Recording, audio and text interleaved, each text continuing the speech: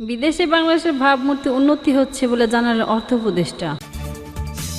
নির্বাচনকে বাধাগ্রস্ত করতে পিআর ইস্যু সামনে আনা হচ্ছে বলে জানিয়েছেন হাফিজ। শেখ হাসিনার সঙ্গে যোগাযোগ বন্ধ হচ্ছে দুটি অ্যাপস। বুবলি ও বাদল সহ আওয়ামী লীগের 13 জন গ্রেপ্তার।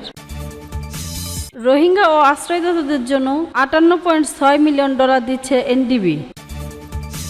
বিদেশে পালানোর সময় বিমানবন্দরে আওয়ামী লীগের নেতা মুরাদ গ্রেপ্তার।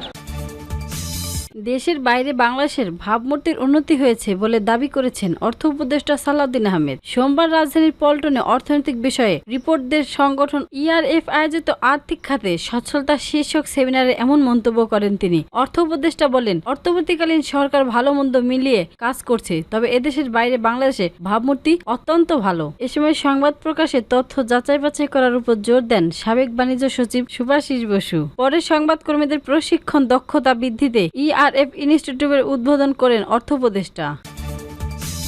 জনগণের রায়কে ভয় পেয়ে নির্বাচনকে বাধাগ্রস্ত করতে অনেকেই পিআর সংখ্যাপাতিত প্রতিনিধিমূলক ইস্যুকে সামনে আনছে বলে মন্তব্য করেছেন বিএনপির স্থায়ী কমিটির সদস্য মেজর অব হাফিজউদ্দিন আহমেদ। সোমবার জাতীয় প্রেস ক্লাবে জহুর হোসেন চৌধুরী হলে জাতীয়তাবাদী মুক্তিযোদ্ধা দল ও মুক্তিযোদ্ধা প্রজন্মের উদ্যোগে আয়োজিত জাতীয় সংসদ নির্বাচনের বিকল্প নেই শীর্ষক আলোচনায় তিনি এ মন্তব্য করেন।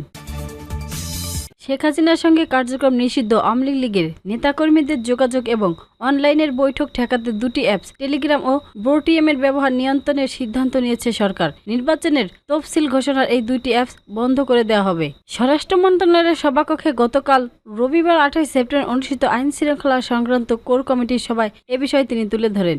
জুলাই অভ্যন্তরে গত বছরের 5 আগস্ট দেশ ছেড়ে ভারতে পালিয়ে যান তৎকালীন প্রধানমন্ত্রী ও আওয়ামী লীগের সভাপতি শেখ হাসিনা। সেই ফ্যাসিস্ট সরকারের বেশিরভাগ মন্ত্রী নেতা ভারতে আশ্রয় নিয়েছেন। তার ভারতে বসেই নেতাকর্মীদের সঙ্গে যোগাযোগ করেছেন, ভার্চুয়াল বৈঠক করেছেন। এসব বৈঠকের মাধ্যমে তিনি দেশের অস্থিরতা সৃষ্টির নানা নির্দেশনা দিয়েছেন। এই আর ভার্চুয়াল বৈঠকের জন্য ব্যবহার করা হচ্ছে বিভিন্ন অ্যাপস। জানা গেছে, রাজধানীতে আওয়ামী লীগের জটিকা মিছিল থেকে গত বুধবার 244 জন নেতাকর্মীকে গ্রেপ্তার করা হয়, যাদের মধ্যে 1.5 শতাধিক ব্যক্তি দুই অ্যাপস ব্যবহার করে যোগাযোগ রাখতেন। রবিবারের বৈঠকে আলোচনায় তিনি বলেন, রাতে এই অ্যাপস দুইটি টেলিগ্রাম ও ব্রোটিম ব্যবহার গতি কমিয়ে দেওয়া যায় কিনা তা খতিয়ে দেখা হবে বলে সিদ্ধান্ত হয়। ত্রয়োদশ জাতীয় সংসদ নির্বাচনের তফসিল ঘোষণা এর দুইটি অ্যাপস বাংলাদেশে বন্ধ করে দেওয়া হবে।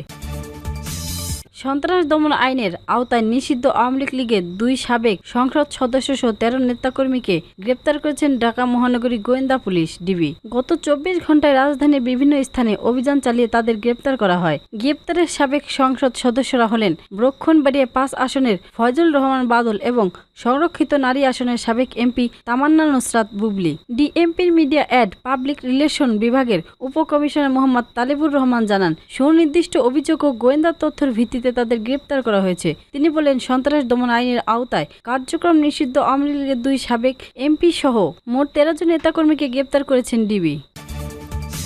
মিয়ানমার থেকে জোরপূর্বক রোহিঙ্গা জনগোষ্ঠী ও তাদের আশ্রয়দাতা কক্সবাজারে স্থায়ীদের জন্য মৌলিক অবকাঠামো এবং জরুরি সেবার জন্য $58.6 million Asian development fund ADF অনুদান এবং $28.1 মিলিয়ন স্বল্প সুদের একটি ঋণের চুক্তি স্বাক্ষর করেছেন এশীয় উন্নয়ন ব্যাংক এডিবি ও বাংলাদেশ সরকার। এডিবির সবচেয়ে দরিদ্র ও ঝুঁকিপূর্ণ উন্নয়নশীল সদস্য দেশগুলোকে এডিএফ অনুদান দিয়ে থাকে। সোমবার অর্থনৈতিক সম্পর্ক বিভাগ ইআরডি সচিব মোহাম্মদ শাহরিয়ার কাদের সিদ্দিকী এবং এডিবির ক্লান্ডিং ডিরেক্টর হয়ে ইউন জিং বাংলাদেশ ও এডিবির পক্ষে চুক্তিতে স্বাক্ষর করেন।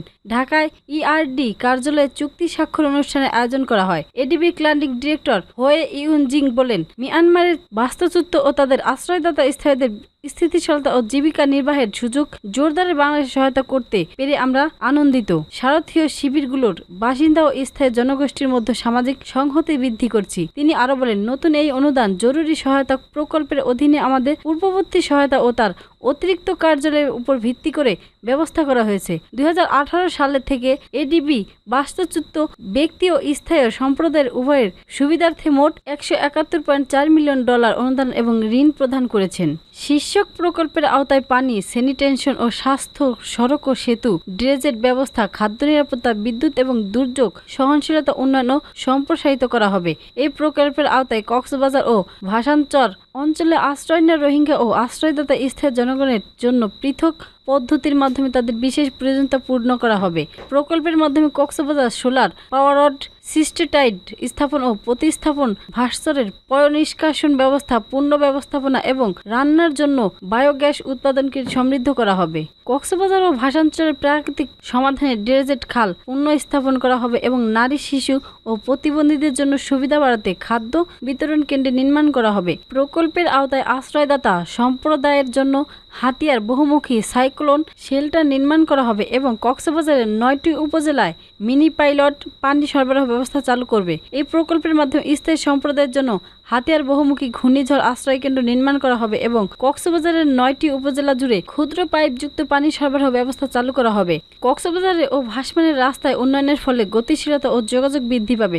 বর্তমান কক্সবাজার 33টি শিবিরের মিয়ানমার থেকে আসা 10 লাখেরও বেশি বাস্তুচ্যুত মানুষ বাস করছে, যাদের মধ্যে প্রায় 75% নারী ও শিশু। নোয়াখালী জেলার ভাষাঞ্চলে 36,000-এরও বেশি স্বেচ্ছায় স্থানান্তরিত হয়েছে।